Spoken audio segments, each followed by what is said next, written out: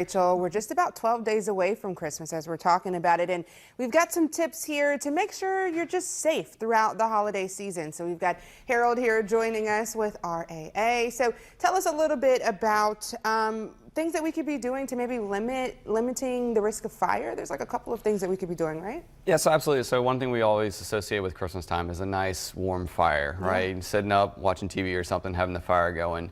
Always make sure you have something in front blocking any of the, the popping of the wood, anything coming out and burning anything. We also have the tendency of hanging, our tinsel from right in front of the fireplace off the mantle.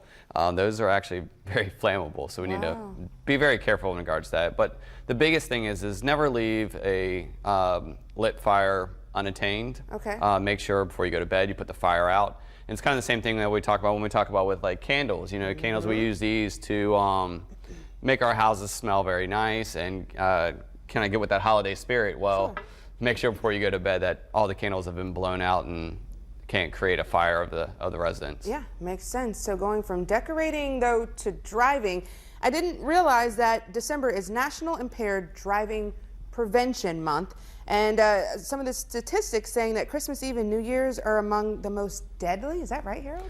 Absolutely, because people are traveling further distances to go see family, loved ones, maybe that they don't see every day and stuff, so therefore typically people are driving longer distances. Yeah. So this is why you just really have to plan ahead, not only planning your time ahead, you want to really focus on defensive driving versus offensive. So if if I'm planning on somewhere that's going to take me an hour and a half to get there, I plan on, okay, I'm going to do a 2-hour travel or leave 2 hours early just to make sure I'm there in time. Yeah. That helps with your anxiety. It also helps you make sure that you stay in that defensive mode. The other thing I would say is also, we tend to pack a lot of things in our cars when we're going on these trips.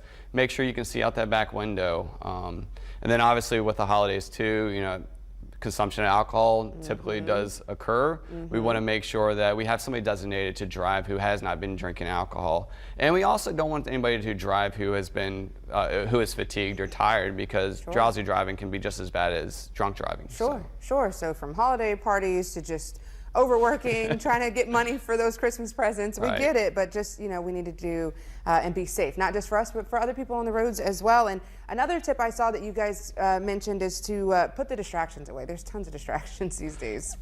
Absolutely. I mean, all these cars are built with all these smart gadgets and tablets and stuff. Those definitely do become a big hazard. The only other thing I do want to hit too is going to be with the household safety is also a lot of plants around the Christmas time are actually pretty hazardous to kids or to people, but also animals. So if you have any type of plants, you can do a Google search to see different ones, but these ones can actually create harm for people. So make sure they're put up in a higher area if you have plants and kids, or just make sure they're just not somewhere that somebody could easily or accidentally ingest them. That's what I was going to say. Harm meaning like if we touch it, but you're saying if ingestation. Those kids, those toddlers will put anything in their mouth. Exactly right. Same with the pets. So, okay, so make sure that those are put away as well. So you guys have all these tips for us from decorating to driving.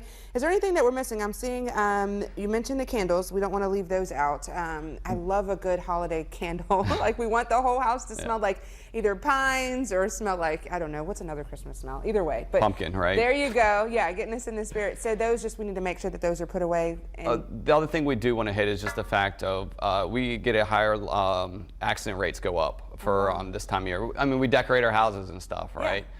So make sure anytime you're doing something that you don't typically do every day, you do it with a safety mindset. Like if I'm putting lights on my house, I need to make sure if I'm using a ladder, someone's footing that ladder to make sure it doesn't kick out from underneath of us. Because as you'll talk to any ER nurse this time of year, there's so many accidents from people just trying to do something they're quite not used to. Yep. And thinking that they got it. But exactly. Harold, thank you so much for taking the time to speak with us. We hope this, will help save someone from making these same mistakes. We'll be right back with more 12 About Town Today.